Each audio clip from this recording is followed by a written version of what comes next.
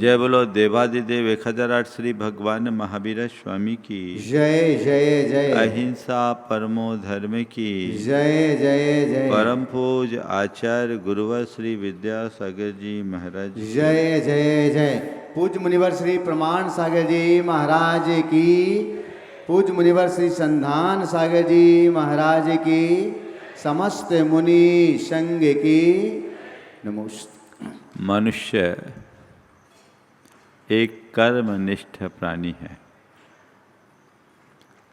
क्रियाशीलता उसका स्वभाव है,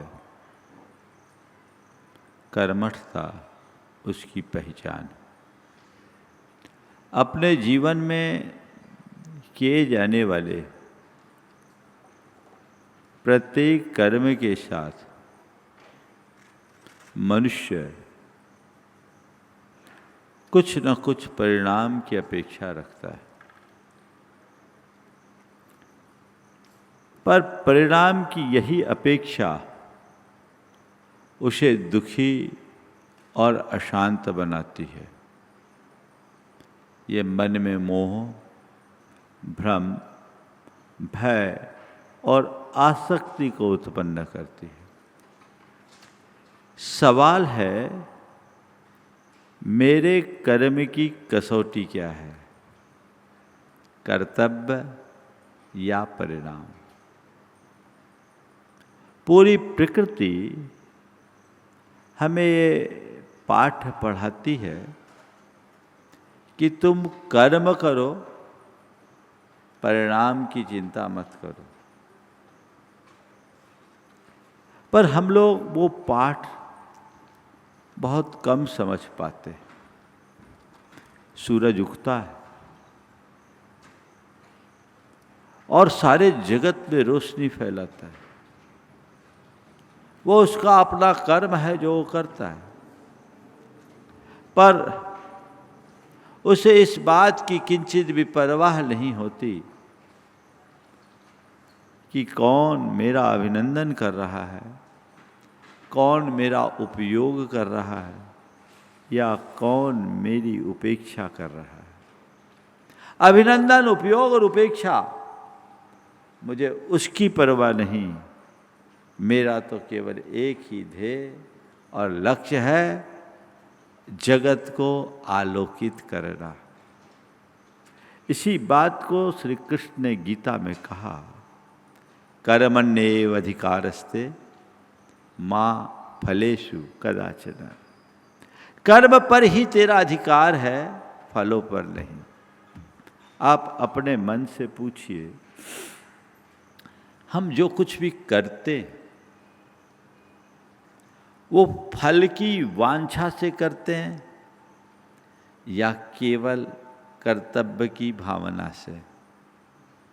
चाहे पारिवारिक काम हो, चाहे व्यावसायिक जगत हो, चाहे नौकरी पेशा से संबद्ध हो, चाहे धार्मिक आराधना हो या साधना का क्षेत्र, किसी भी क्षेत्र में हम जो कुछ कर रहे हैं उसके पीछे मेरी भावना क्या है? मैं इसे परिणाम को सामने रखकर चल रहा हूं या कर्तव्य की भावना से प्रेरित होकर अपना काम कर रहा हूं? माँ बाप का एक कर्तव्य है कि संतान को जन्म दे, जीवन दे, संस्कार दे, अच्छे से लालन पालन करके उन्हें अपने पैरों पर खड़े करे। ये कर्तव्य है। इस कर्तव्य में कोई हानि नहीं है, किसी प्रकार की परेशानी नहीं है। जब तक ऐसे कर्तव्य की भावना है तब तक मन में किसी भी प्रकार की हलचल नहीं होती, सहज स्फुरना होती है, सहज प्रेरणा होती है और सारे कार्य बहुत सहजता से संपादित होते रहते हैं। लेकिन जब हम परिणाम को सामने रख करके चलना शुरू करते हैं तो बहुत सी उथल पुथल शुरू हो जाती है, बेचैनी, व्यग्रता और उद्वेग उत्पन्न होने लगता है। हम बच्चे को इसलिए आगे बढ़ा रहे हैं, पढ़ा लिखा रहे हैं कि कल ये मेरे काम में आए। क्या हो गया? यहां आते ही मोहाशक्ति हो जाती है। यानी हमने तुम्हें कुछ दिया है लेने के लिए, यहां परिणाम की प्रमुखता हो गई, और मैंने तुम्हें दिया केवल देने के लिए, यहां कर्तव्य की भावना हो गई। संत कहते हैं तुम कोई भी काम करो, काम किए बिना जीवन की गति नहीं। काम तो करना होगा, लेकिन काम को काम के लिए करो, कर्म को कर्म के लिए करो, उसे अपना कर्तव्य मान करके चलो, उसके परिणाम को सामने लेकर मत चलो। ये बात सत्य है कि कोई भी कर्म करोगे तो परिणाम तो निकलेगा, और बिना कर्म के परिणाम भी नहीं निकलेगा, ये भी सत्य है। लेकिन हमेशा एक बात को स्मरण में रखना चाहिए कि मेरे हाथ में कर्म यानी प्रयास है, परिणाम नहीं। अपने हाथ में जो है यदि उसमें अपनी शक्ति लगाओगे तो हमेशा प्रसन्न बने रहोगे, और परिणामों की चिंता में उलझोगे तो दुखी हो जाओगे। एक किसान खेत में बीज बोता है, निश्चिंत हो जाता है। खेत को जोतना, बखरना, तैयार करना, बीज बोना उसके हाथ में है, जो उसका कर्म है। पर समय पर पानी बरसाना, प्रकृति को अपने अनुकूल बनाए रखना, ये उसके हाथ में नहीं है क्या? नहीं है। तो किसान खेत में बीज बोता है, फसल उगती है, बीज बोने के बाद वो निश्चिंत हो जाता है, और जो फसल आई उसे अपना भाग्य मान करके स्वीकार लेता है। ऐसी स्थिति में उसकी कृषि भी उसके लिए एक तपस्या बन जाती है। इसे ही कहा जाता है निष्काम कर्म योग। निष्काम कर्म योग अर्थात ऐसा योग जिसमें मनुष्य कर्म तो करे पर फल की अपेक्षा से मुक्त होकर के जिए, कर्तव्य की भावना से भर करके चले। मैं यहाँ आपको प्रवचन दे रहा हूँ, ठीक है, ये मेरा एक कर्म है, इसका परिणाम भी है जो आप लोगों के जीवन में घटता है, पर मेरे मन में कोई अपेक्षा नहीं। मैं इस भाव से तो जरूर अपना कर्म करता हूँ कि आप लोगों तक अपनी बात को अच्छे से अच्छे तरीके से पहुँचाऊँ, ताकि ये बातें आपके जेहन में उतरे और आप अपने जीवन को सुधार सको, संवार सको। ये भावना मेरे हृदय में उत्साह को संचारित करती है, और इसी उत्साह और प्रेरणा से मेरे शब्द मुखरित होते हैं। यदि मन में ऐसी भावना ना हो, उत्साह ना हो, प्रेरणा ना हो, तो मेरे शब्द भी प्रकट नहीं होंगे, न मैं बोल पाऊंगा। लेकिन मेरे लिए जो कुछ भी बोलना है वो मेरा सहज एक व्याख्यान है जो मैं एक कर्तव्य के रूप में कर रहा हूँ। मेरे मन में ये अपेक्षा नहीं है कि जैसा मैं बोलूं उसका वैसा प्रभाव पड़े ही पड़े, इसमें कोई हानि नहीं, लेकिन ऐसा ही पड़े ये मुझे दुखी बनाएंगे, ये मुझे चिंता में डालेंगे, ये मुझे परेशान करेंगे, ये मेरी चेतना को अशांत बनाएंगे। मेरे हाथ में जो है वो मैं कर सकता हूं, मैं बेहतर से बेहतर तरीके से अपनी बात रखूं, मैं अच्छे से अच्छे विचार प्रस्तुत करूं, मैं अपनी ओर से आपकी भावनाओं को उद्वेलित करने का पूर्ण प्रयत्न करूं, ये मेरा कर्म है जिससे मैं अपना धर्म मान कर रहा हूं।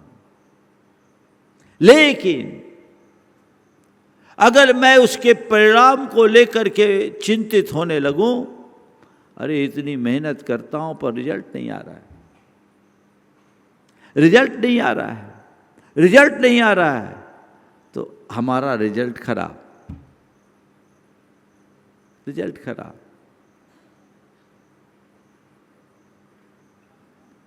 एक छात्र एग्जाम के बाद भगवान से प्रार्थना करने लगा, हे भगवान मुझे पास कर दो, मुझे पास कर दो, मुझे पास कर दो। परीक्षा में मैंने कुछ नहीं लिखा, मुझे पास कर दो, मुझे पास कर दो, मुझे पास कर दो। भगवान ने कहा पढ़ाई करना और परीक्षा देना तेरा कर्म है, तो पास फेल भी तेरे हाथ में, मेरे हाथ में नहीं। ये मेरा कर्म नहीं है, ये तेरा कर्म है। तू अपना काम कर और आगे बढ़। किसी के भरोसे कोई आगे नहीं बढ़ता, लेकिन जैसा मनुष्य करता है परिणाम वैसा आता है। और आए या ना आए, कई बार हम काफ़ी प्रयत्न करते हैं, वांछित परिणाम नहीं आता, मन अशांत और उद्विग्न हो जाता है। तो उस समय एक ही भावना भाना चाहिए, मेरे हाथ में प्रयत्न है, परिणाम नहीं। मैं कुछ अच्छा करूं, ये मेरा पुरुषार्थ है,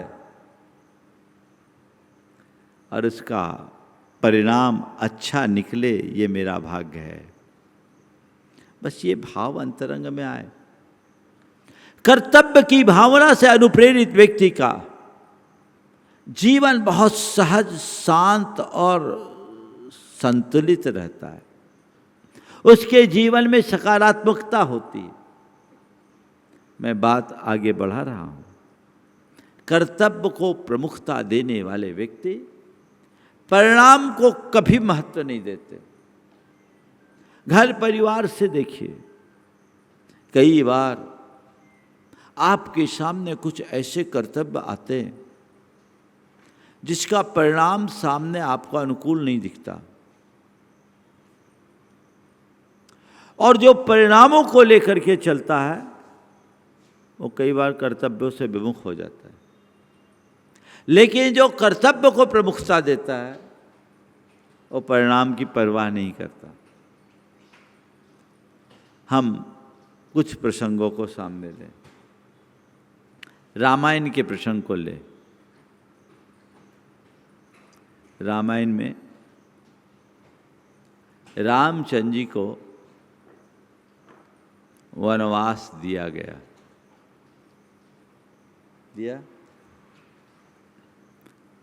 वनवास का परिणाम भयावह था। राजगद्दी भी गई और वनवास, निर्वासित जीवन, सब कुछ खोने की स्थिति, ये तो कतई स्वीकारने योग्य नहीं थी। परिणाम को देखा जाए तो रामचंद्र जी बगावत कर सकते थे, उन्होंने ऐसा नहीं किया। ऐसा नहीं किया, साक्षात नुकसान देखते हुए भी, है ना, जो राज्य का उत्तराधिकारी है, जिसके साथ जनमत है, और जनमत ही नहीं, वाल्मीकि रामायण के अनुसार तो दशरथ जी ने कहा कि राम, मैं तो कैकेयी के वचनों से बंध गया, मैं विवश हूँ, तो एक काम कर, मुझसे युद्ध करके मुझे हरा दे और तू राजगद्दी का अधिकारी बन जा। मैं चाहता हूं तू यहीं रहे, तू जा मत। बोलो, उस घड़ी यदि रामचंद्र जी परिणाम की तरफ ध्यान दिए होते तो क्या रामचंद्र जी राम बन पाते? राम वन गए, राम वन गए, इसीलिए राम राम बन गए।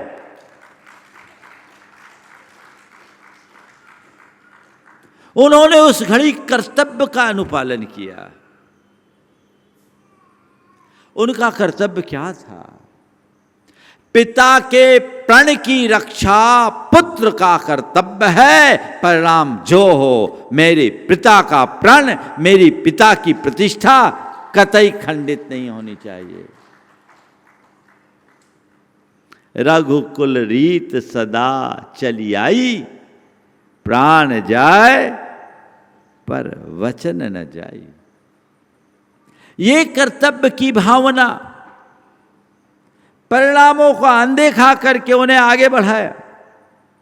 और संत कहते हैं जो कर्तव्य का पालन करता है वो अमर बन जाता है, और जो परिणामों की चिंता करता है वो परेशान होता है। जैन रामायण में तो इस प्रसंग में एक और बात है। जैन रामायण के अनुसार रामचंद्र जी को वनवास नहीं दिया गया। रहस्य की बात बता रहा हूं। भरत को केवल राजगद्दी दिलाने का कैकेयी ने वचन लिया था, लेकिन रामचंद्र जी ने कहा कि भरत को राजगद्दी अगर हम दे भी देंगे तो मेरे रहते भरत राजगद्दी स्वीकारेगा नहीं, और भरत राजा नहीं बनेगा तो मेरे पिता का प्रण अधूरा रह जाएगा।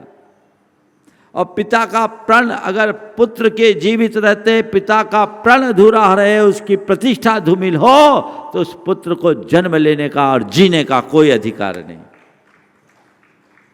पुत्र के जन्म की सार्थकता तभी है जब वह पिता के प्रण और प्रतिष्ठा को सुरक्षित रखे,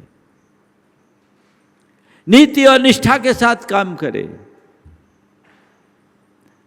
तो उन्होंने कहा ठीक, भरत राजगद्दी में बैठेंगे और मैं वनवास जाऊंगा। कितना उत्कृष्ट उदाहरण। कर्तव्य, कर्तव्य की भावना। कर्म करो, उसकी कसौटी में परिणाम को सामने रखो, लेकिन परिणाम को कसौटी मत बनाओ, कर्तव्य को ही उसकी कसौटी बना करके चलो। महाभारत के प्रसंग को देख लीजिए। भीष्म जी ने कितनी भीष्म प्रतिज्ञा की, वो पितामह बन गए, भीष्म प्रतिज्ञा नाम हो गया। उन्होंने हस्तिनापुर का राज्य स्वीकार किया केवल सत्यवती को अपने पिता को सौंपने के लिए। मैं राजगद्दी पर नहीं बैठूंगा और आजीवन ब्रह्मचारी रहूंगा। कितना बड़ा उद्घोष था, परिणाम जो भी आया।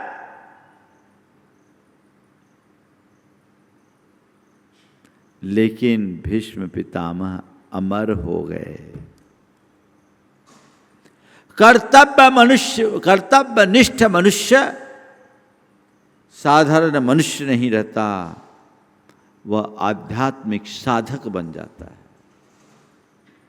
अगर मनुष्य के मन में ऐसी वृत्ति आ जाए और हर व्यक्ति परिणाम की अपेक्षा से मुक्त होकर शुद्ध अंतस्करण के साथ अपने कर्तव्य को करना शुरू कर दे, जीवन का काया पलट हो जाए। फिर कभी किसी प्रकार का दुख, द्वंद्व, उद्वेग और अशांति का लेस नहीं बचेगा। वो चीजें अपने आप खत्म हो जाएगी। फिर उसके लिए ज़्यादा कुछ कहने और करने की आवश्यकता नहीं होगी। लेकिन आप बताइए, आप लोग क्या करते हैं? मेरा क्या कर्तव्य है इसको बहुत कम लोग ध्यान देते हैं। सामने वाले का मेरे प्रति क्या कर्तव्य है ये जरूर देखते है ना। उसको मेरे तरफ क्या करना चाहिए आप ये देखते हो। आप कभी ये नहीं देखते कि मुझे उसकी तरफ क्या देखना चाहिए।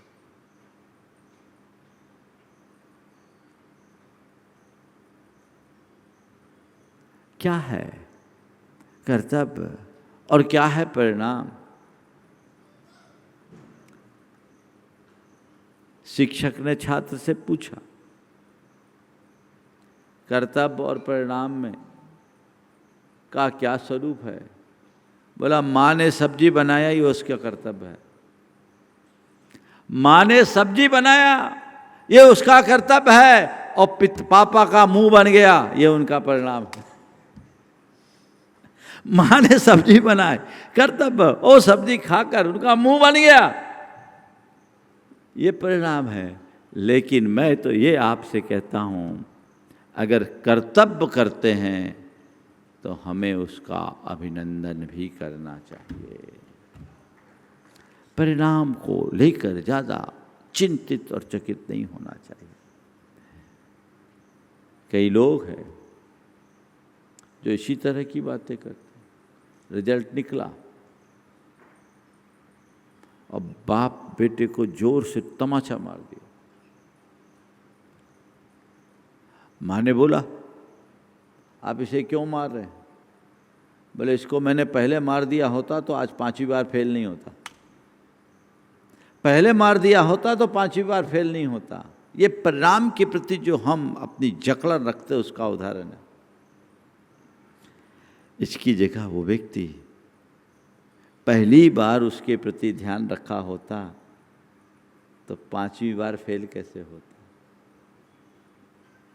हम अपने कर्म को करने के लिए सचेष्ट कम होते हैं, परिणामों को ज़्यादा प्रमुखता देते हैं। काम करे। थॉमस एडिसन जिसने बल्ब का आविष्कार किया, कहते उसके हजारों प्रयोग निरर्थक रहे, निष्फल हुए। हजारों प्रयोग, कोई रिजल्ट नहीं। किसी ने उनसे पूछा कि आप इतने सालों से ये शोध कर रहे, ये कार्य कर रहे, परिणाम नहीं निकल रहा है, सब निष्फल।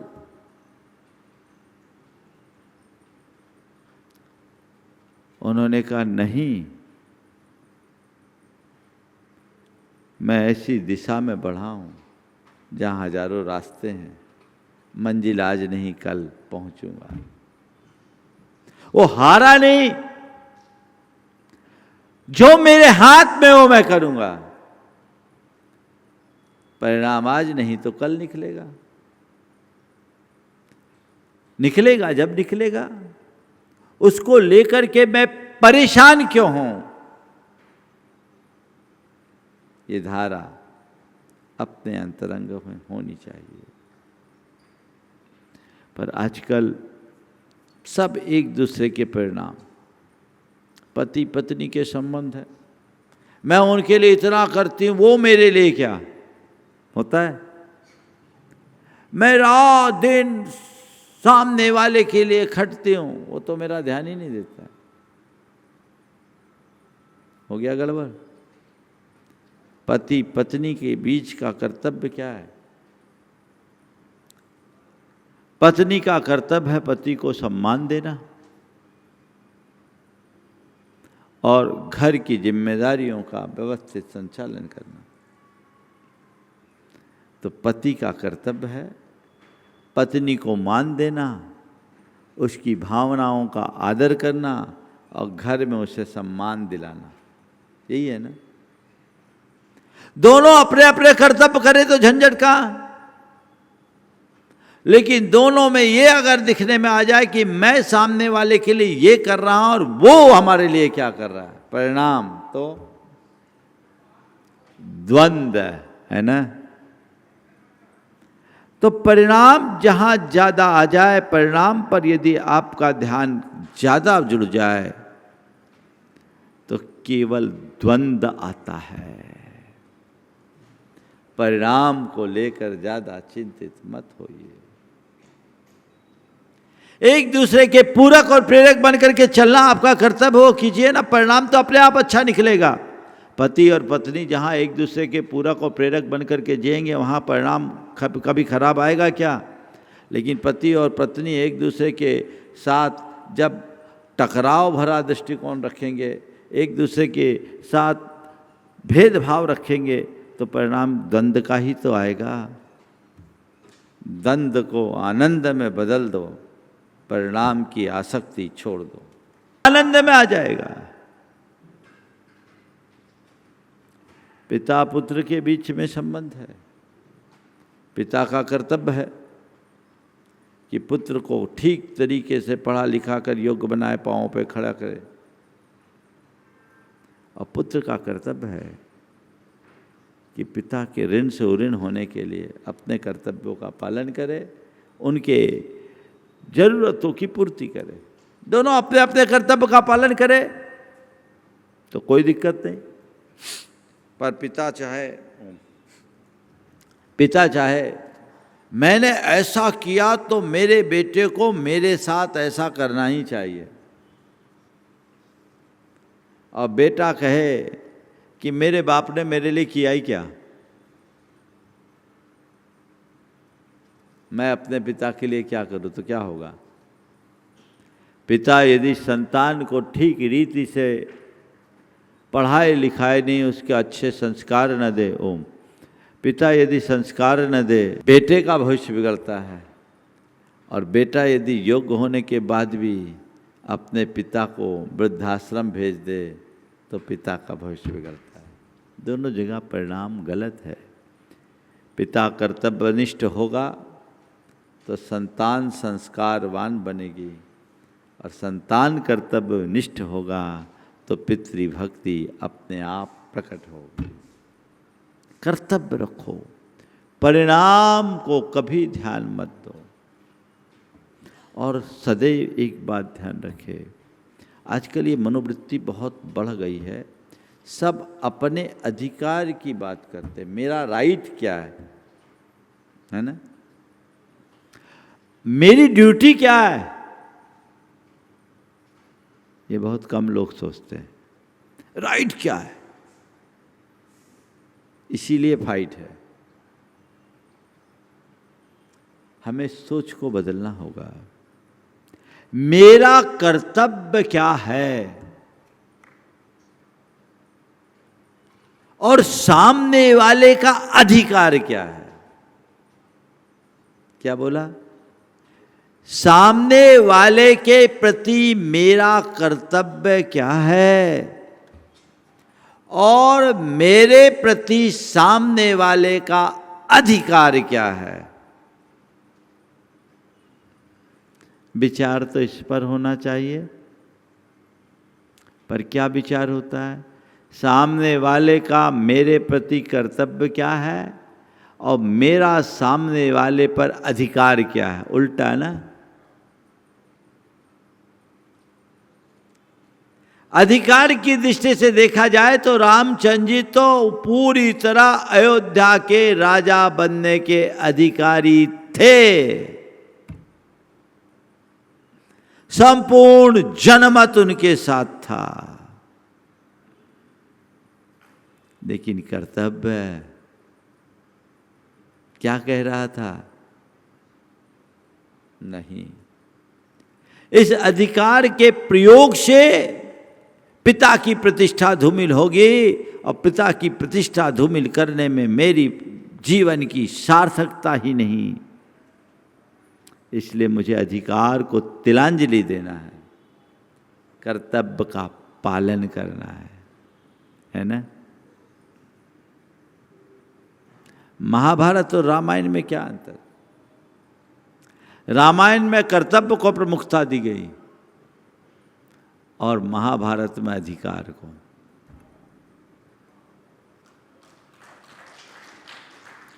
ये अंतर है, बस यही भावना बदलना है। बहुत पहले कुछ पंक्तियां लिखी थी, कर्तव्यों की हीनता अधिकारों का नर्तन। कर्तव्यों की हीनता अधिकारों का नर्तन। कल और आज में बस इतना परिवर्तन। क्या हुआ? परिवर्तन है। चाहे पिता पुत्र की बात हो, इसी तरह भाई भाई और भाई बहन, भाई भाई का कर्तव्य है एक दूसरे से हिल मिल करके प्रेम से जिए, एक दूसरे के सहायक बने। एक दूसरे के सहयोगी बने, सद्भावना और सौहार्द के साथ जिए। ये तो कर्तव्य है। अगर सब अपना अपना कर्तव्य पालेंगे तो परिणाम अच्छा निकलेगा, आनंद आएगा। लेकिन इस कर्तव्य से विमुख होकर एक दूसरे के साथ प्रतिस्पर्धा हो जाए, एक दूसरे से ईर्ष्या हो जाए, एक दूसरे से द्वेष और वैमनस्य की भावना आ जाए, जीवन खत्म। बात कर्तव्य और परिणाम को लेकर आज के प्रोफेशनल जीवन जीने से जुड़े लोगों के लिए बहुत जरूरी है। लोग चाहते हैं मैं कर्तव्य करता हूँ, बहुत अच्छा करता हूँ, मेरा बॉस खुश रहे, मैं अपने बॉस को खुश रख सकूँ। बड़ी कंपनी में काम करने वाला कई लोग मुझसे कहते हैं आके कि महाराज जी मैं बहुत खटता हूँ पर जितना कर्म करता हूँ उसका रिजल्ट मुझे नहीं मिलता। एप्रिसिएशन लोग नहीं करते, करता मैं हूँ, क्रेडिट कोई और ले जाता है। एक बार एक युवक मेरे पास ऐसे ही आया, उसने कहा महाराज जी मैं चाहता हूँ कि मेरा बॉस खुश रहे पर कर नहीं पाता, वातावरण मेरे विपरीत आता है, मैं इतनी मेहनत करता हूँ, अपना बेस्ट परफॉर्मेंस देता हूँ, अच्छे से अच्छा परफॉर्मेंस देने के बाद भी मुझे मेरे अनुकूल परिणाम नहीं निकलता, मैं क्या करूँ, मिलता मैं क्या करूँ। मैंने कहा भाई दृष्टिकोण को बदल दे। तो इसलिए काम मत कर कि बॉस खुश हो, तो खुश हो करके काम करना शुरू कर दे, सब खुश होंगे। तो अपने काम में खुश रह, मेरा जो काम है वो मुझे करना है। अभी थोड़ी देर पहले मैंने कहा था ना, मैं कुछ अच्छा करूं ये मेरा पुरुषार्थ है, पर उसका परिणाम अच्छा निकले मेरा भाग्य है। छोड़ दो, भाग्य मेरे हाथ में थोड़ी है। मैं वो काम करूं जो मेरे हाथ में है, मैं उस काम की तरफ क्यों भागूं जिस पर मेरा कोई नियंत्रण ही नहीं। बदलाव। कई लोग व्यापार करते हैं, व्यापार करने के बाद खूब मेहनत करते हैं, टारगेट बनाते हैं, मुझे इतना लाभ मिलना चाहिए, वांछित परिणाम नहीं मिलता, टेंशन में आ जाते हैं। ऐसे लोग अर्जित लाभ का भी आनंद नहीं ले पाते। या व्यापार करो, प्लानिंग के साथ करो, एक टारगेट फिक्स करके रखो, कोई दिक्कत नहीं, लेकिन वो टारगेट तक ना पहुंच पाओ तो जितना आया उतने में संतोष तो रखो। संतोष रखोगे तो सुखी रहोगे, असंतोष रखोगे दुखी हो जाओगे। होता है। और कई लोग, मैं तो ऐसे लोगों को भी जानता हूं, कमाई कम होने से दुखी होने वाले लोग तो मिल ही जाएंगे, पर अच्छी कमाई होने के बाद भी दुखी होने वाले लोगों को मैं जानता हूं। अच्छी कमाई फिर भी दुखी। एक बार एक दंपति आए, पति का चेहरा उतरा हुआ था। मैंने पूछा क्यों, क्या बात है भाई? उसने कहा महाराज लाख रुपए का नुकसान हो गया। बहुत पुरानी बात है, 20 साल पुरानी। पति का चेहरा उतरा हुआ। मैंने पूछा क्या बात है? बोला महाराज जी लाख रुपए का नुकसान हो गया। धर्मपत्नी वहीं बाजू में बैठी थी। बोला महाराज जी छोड़िए, इनकी तो आदत ही ऐसे, ये नहीं कहते कि 2 लाख का फायदा हो गया। महाराज जी इनकी तो आदत ही ऐसी है, ये नहीं कहते कि 2 लाख का फायदा हो गया। मैंने कहा क्या मतलब? बोला महाराज जी कल ही इन्होंने 1500 के खरीद का चना 1900 के भाव बेचा। ये 2004 की बात बता रहा हूँ। 1500 के खरीद का चना 1900 के भाव बेचा और आज दाम बढ़ के 2100 हो गया। सो कह रहे लाख रुपए का नुकसान हो गया। 2 रोज बाद बेचते तो अच्छा होता। अब बोलो ऐसे आदमी का हाल क्या होगा?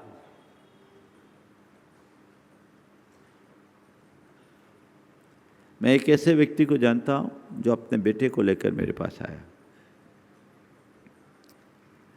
बेटा थोड़ा उदास सा था।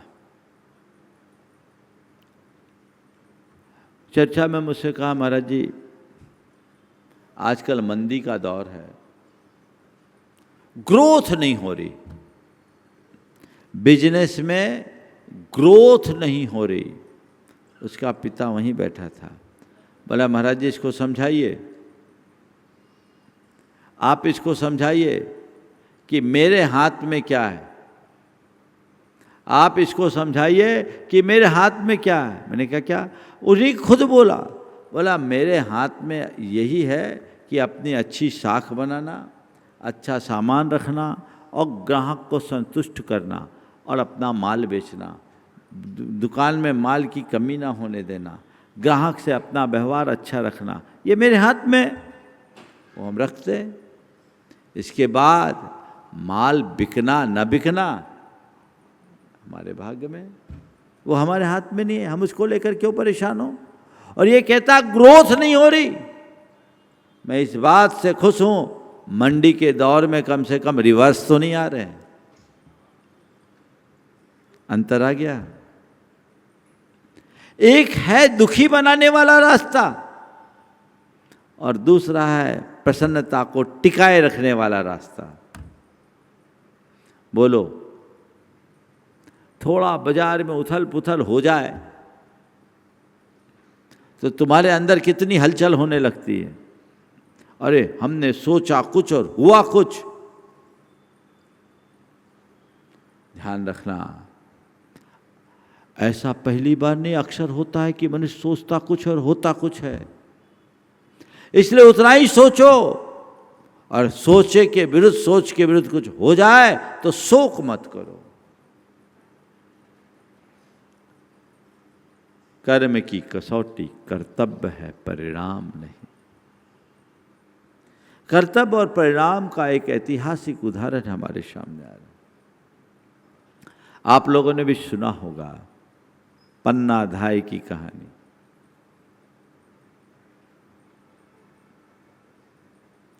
मेवाड़ के राजा संग्राम सिंह, राणा सांगा,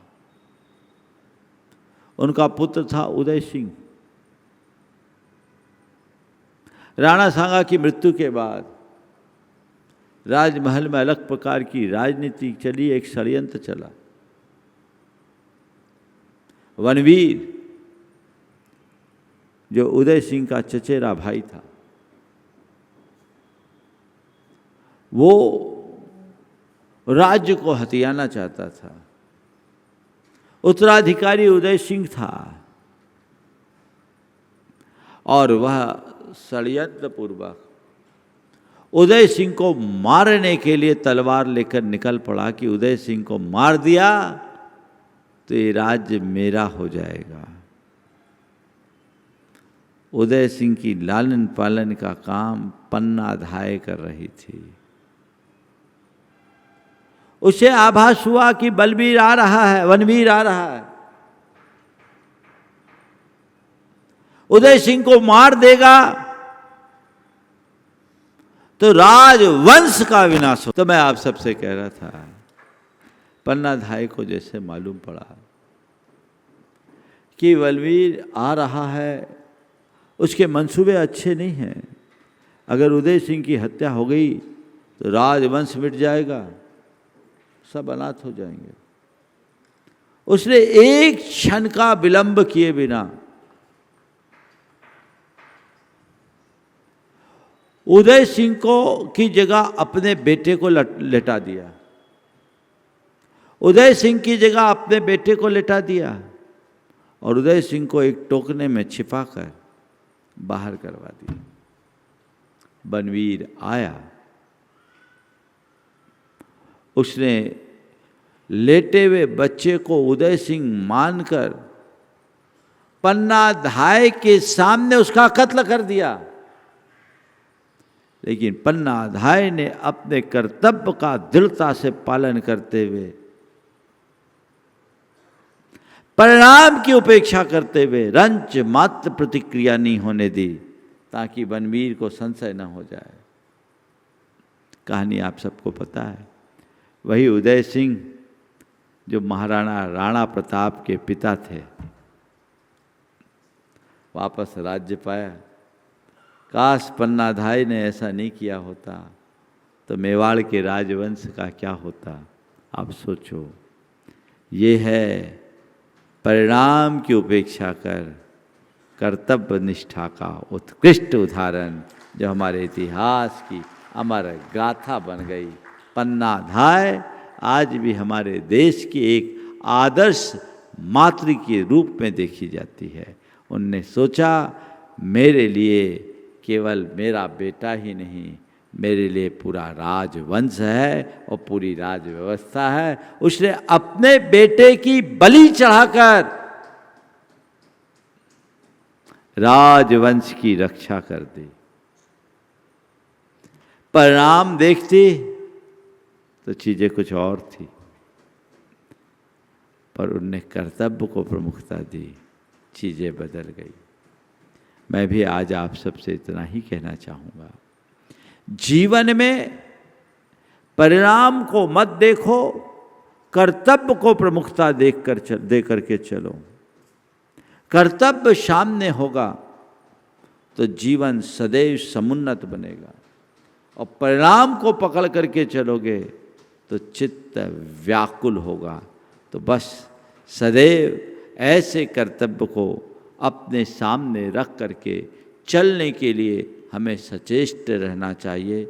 हर क्षेत्र में जो भी हो, कर्मण्येव अधिकारस्ते मां फलेषु कदाचन की उक्ति को चरितार्थ करते हुए चलने की कोशिश कीजिए।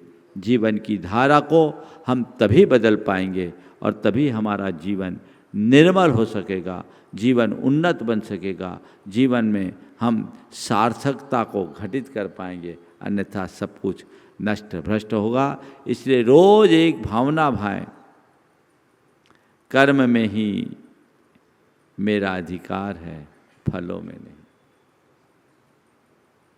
कर्म में ही मेरा अधिकार है, फलों में नहीं। इस बात को सदैव याद रखना चाहिए।